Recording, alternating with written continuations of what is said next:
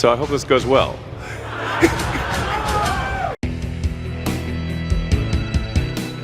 Welcome back to the lounge, guys. You have got myself, Steve, my wonderful friend, Eric Wilfred Watson. And today, we're going to take a turn out of our usual. We're doing a reaction, but not to a film, a show, or anything of that. We are doing a reaction to some new products that are coming out, a new cultural thing, I guess you could say. But we're talking about Elon Musk. Go yourself. We're talking about some of his most recently unveiled products, I guess, for lack of a better word. His Wii Robot event. And I don't know if that's the official billing of it, but I think that's what it was. Yep.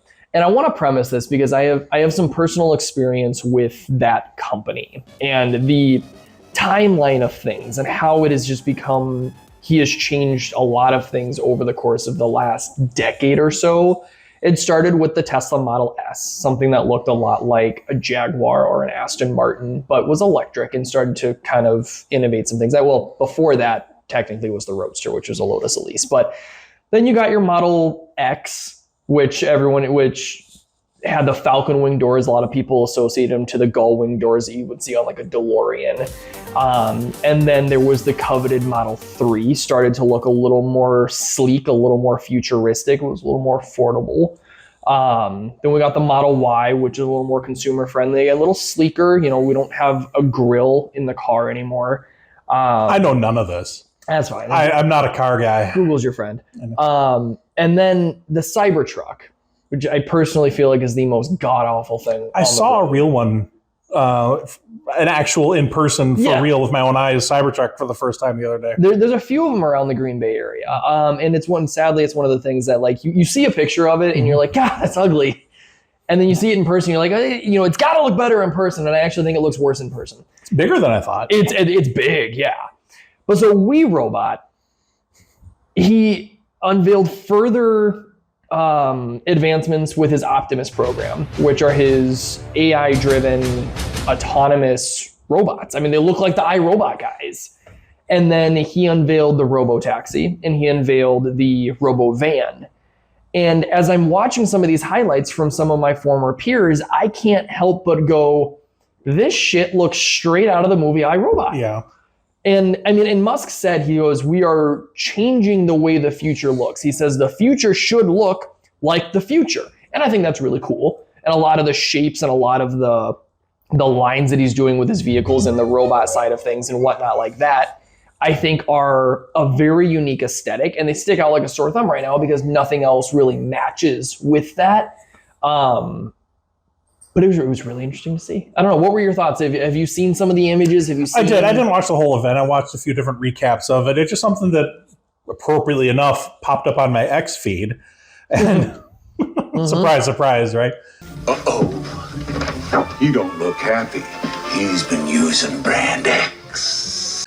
And I'm like, oh, that looks cool. And I saw these robots walking out, and they look so much like the iRobot robots. Yeah. And it's funny to me that he can't call it iRobot because a vacuum cleaner company took that name. Yep. But obviously the Isaac Asimov novel iRobot was about this sort of thing happening in real life, where robots were just a daily part of life.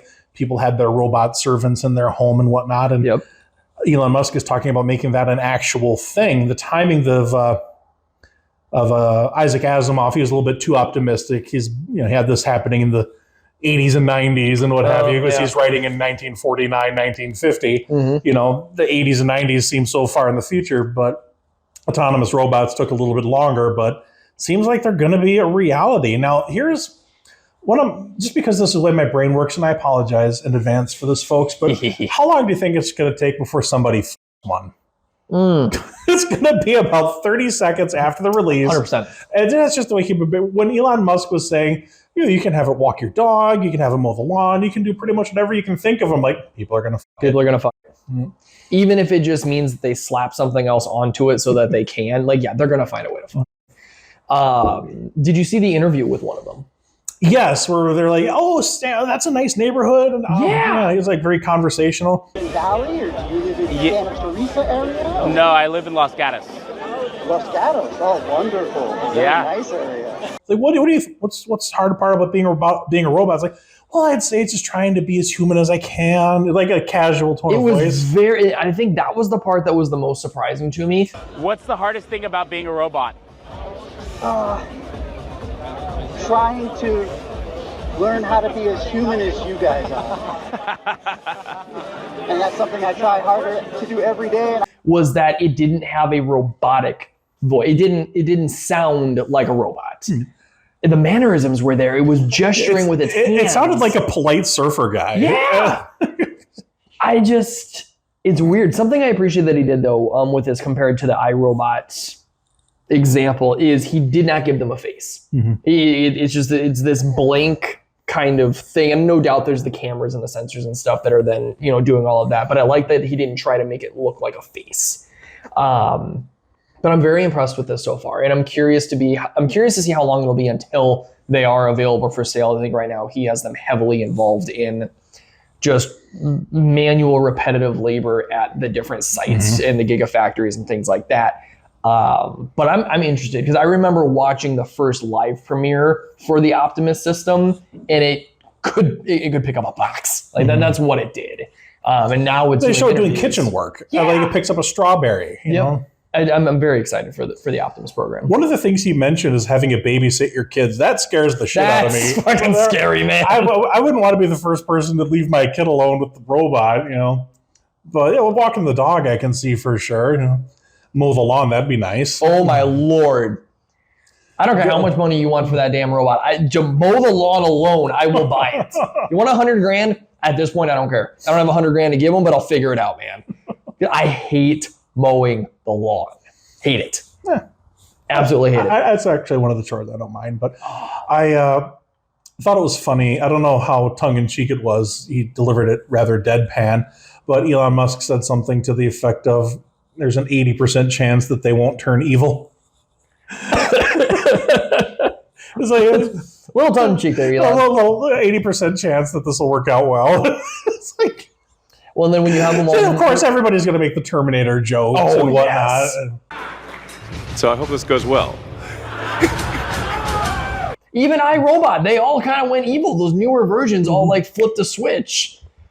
I don't care if it can mow my lawn. I'm fine with it. I wonder if they'll adhere to the 3 laws of robotics. Ooh, that's a question. We need to X at Elon. I'm just saying tweet at Elon. We need to get at him about that. And they're like, my vocabulary isn't adjusting to calling something X. No. It just sounds it's hard to say. It doesn't. It's not Twitter. It's not Facebook. It's just X. Well, what do you do? Before, when it was Twitter, you were tweeting. What are you doing now? You're Xing? You're posting on X. Ew. Yeah, all right. This is not very... But I understand the brand consistency. He had the Model X for his car. He has SpaceX. Well, do you know the thing behind why Model X was named Model X? No. Well, I didn't know there was a Model X till he told me, so obviously I wouldn't know why. The Elon is very tongue-in-cheek with everything he does, right? So it started with the Model S. Okay, get some visuals up here as we do this. Follow along for you that don't know. Started with the Model S, okay? And then it went to Model X, S, X over here. Model 3 was originally supposed to be named the Model E, but he couldn't do that because Ford had the Model E. So he did Model 3, flip it around backwards, and then the Model Y. Sexy. Yeah. Elon and his marketing. Guy's the richest person on planet Earth, and he's naming his cars sexy. Absolutely. Here's the thing, though. He does exactly what I want a billionaire to do, and he is creative with what he's building. I mean, the boring tunnels, for example, to escape your daily commute of bumper to bumper traffic. I mean, I think that's fantastic. But moving on to the next product here. The RoboTaxi he unveiled, I wasn't super impressed with. It looks like a mini Cybertruck. Yeah, I'm like, all right, it looks cool, awesome. The RoboVan I thought was interesting. And this is the one that to me, outside of the literal robot, really hit that iRobot aesthetic for me. It looks just like the autonomous vehicles that delivered the robots. Yes! I am glad you knew where I was. Yes! That is exactly what it looks like. 8 to 12 people or something like that. You can't see the wheels. I'm just kind of waiting for it to turn sideways. And yeah, these things just start jumping out of the damn van. For environmental issues, it seems rather interesting to not have cars wasted. Like, you don't need parking lots anymore. If all the cars are autonomous, you go to work, the car is going to be there at 7:30. You get in the car, it drops you off at work, and then the car does something else while you're at work rather than sitting in the parking lot for 8 hours. So you don't need as much parking space. You can for sure, have more green spaces with it. There was an original concept, and I haven't heard much of it in the last 5 years or so, that if you had a Tesla, and whenever full autonomous gets approved through legislation, the idea was being able to have your car, go to work, get out, and your car, while you're working, could go to work and be a driverless rideshare to earn another income for your household. And then it could come and pick you up, and then you go back and use your car for the things that you want to. And I thought that was a really interesting concept when it originally got unveiled. Elon Musk said you can buy one. Really? During his little speech, he's talking about, it's a little, it's a taxi. You get in, there's no steering wheel, there's no brake or gas pedal. Yep. Just seats. That's all there is. And then he said, and yes, you can buy one. Interesting. So, yes, and you will be able to buy one. He's talking about the cost difference between the city bus. And, even though it's only holding 2 people, if it's more economic and it's not driving a prearranged route that, some people might want to use, some people won't. Yep. This will take you exactly where you want to go. It'll be planned accordingly. Yep. Efficiency of movement, Well, and I think he had asked the question too. He was like, what would you do with the time that you spend driving if you didn't have to spend it driving? So, so if you take that picture and if people start adopting these driverless vehicles, no steering wheel, no pedals, nothing like that, just for the sake of the commute and getting from A to B, what do you do in that time? Like, whether it be business emails or whatever the case is, if you're that type of person, you could write a book on your way to work. You could play a driving video game on the windshield. Oh, that'd be weird. I'd hate that so much. So I don't know. It was an interesting event. I find it very interesting that there's probably going to be a generational thing with this where people like me that love driving are probably going to be less inclined to do this. Yes. But people like my 6-year-old kid, when they grow up and see this stuff as just normal, it's just going to be the way it is. There's going to be people that do not want to give up having a car of their own. And of course, you can own one, but you can't drive it. There's no steering wheel. Yep. So if that's the future, and I tend to think it is, even if they're not electric cars, even if they're gas powered, I think driving your own car is just going to be a thing of the past eventually. It's just going to not be a thing. And people like me that love driving are going to be sad by that. And I'm guessing there's going to be a while until there's no such thing as a car you drive yourself. But eventually that's going to turn into like an archaic thing people would do for fun. Like, hey, we can go on I heard that there's this place in Vegas where you can actually drive your own car. Right. You imagine being 45, 50 years old and like hitting a gas pedal for the first time, or even an accelerator if it's electric, but it has a steering wheel. You'd be like, I'm in charge of this thing? Yeah, you are, buddy. Yeah. There's people that say, well, I like having my horses too much. I don't have any need for a car. Technology is going to change on you, and it just is the way it is. And I like the idea of parking lots not being gigantic. I mean, how much of a city is made up of parking spaces? Oh, for sure. And if you can reduce, you still need some, but you're going to reduce that by a lot. Yep. More housing. More green spaces. Yep. More, whatever you want to do with that area, Something I'm going to connect this, I promise. My brother sent me an article, and it was kind of a jab at some of the younger generations, but the article head was saying that younger generations are discovering community outside of a church. And we're like, so you discovered hanging out again is what you discovered. You looked up from your tablet and you realized, hey, I can just hang out with you. That's like, it doesn't have to be a reason. We don't have to be at church or at work or whatever the case is. Or recording a YouTube episode. Just trying to become YouTube famous. So you get rid of these giant parking structures, and maybe you can introduce more places like amphitheaters or the thing they just built out in Howard, where you can have those community areas to get together, have events, have farmers markets and food truck things, and like just community. I think this This could be the very low level building bricks of getting a more community-based community again, if it goes large scale. Yeah. How long do you think it'll be before the NFL has We Robot refs? Oh, I thought you were going to go somewhere else with that one. I don't think... Oh, you mean like robot...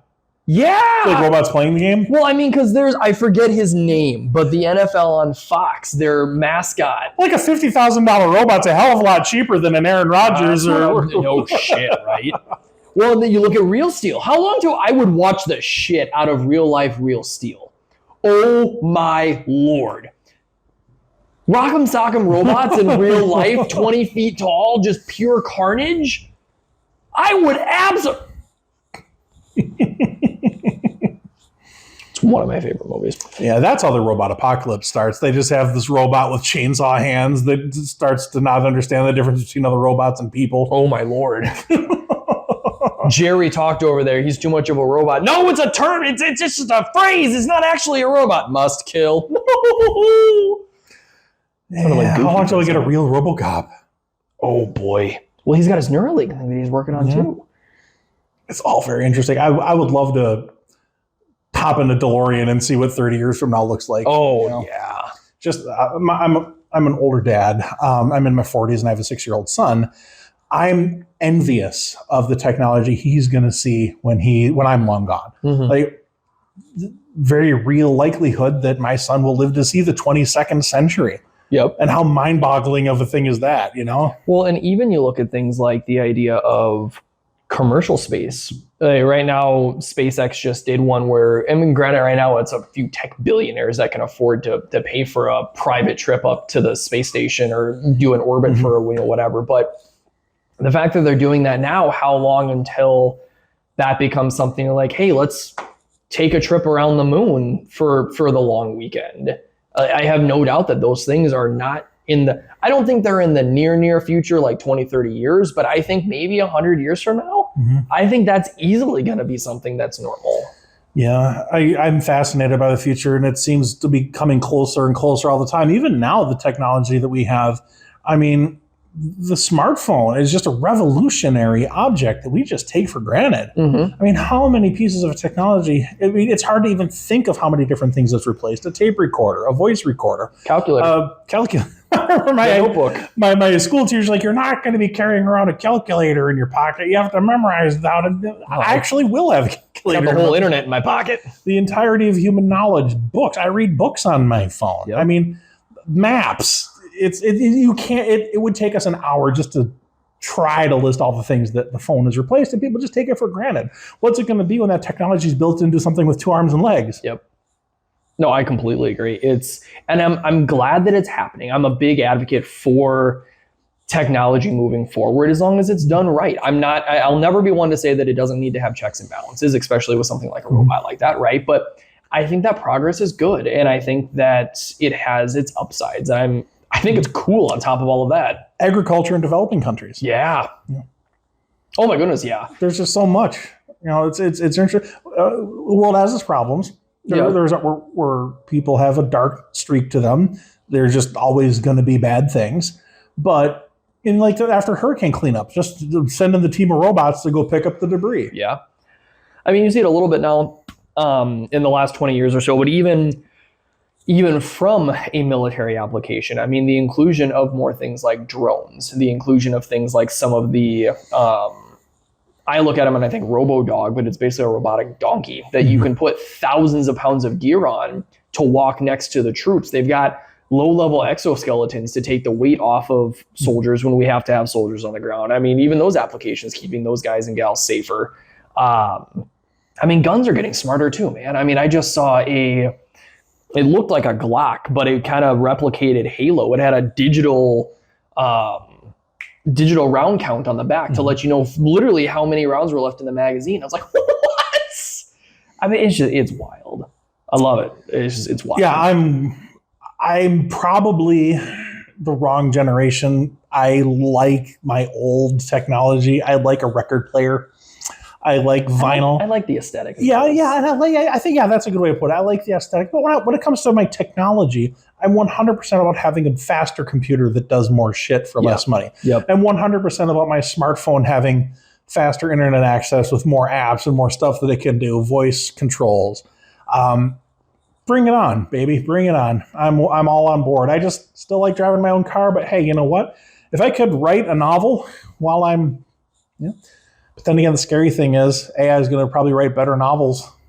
But then that would be the marketing appeal to it is human written. Human written, Death Siren, Eric Wilford Watson, human written. And not one fucking word was written by a chat GPT. Oh yeah, that's the next scary part is that. I mean, I've used Chat GPT for a couple of different things, and it is a cool program, man. I mean, I think technology has its place, but I think in kind of in the same vein as what you're saying, when I want my technology, I want my technology. And I have my moments where I don't.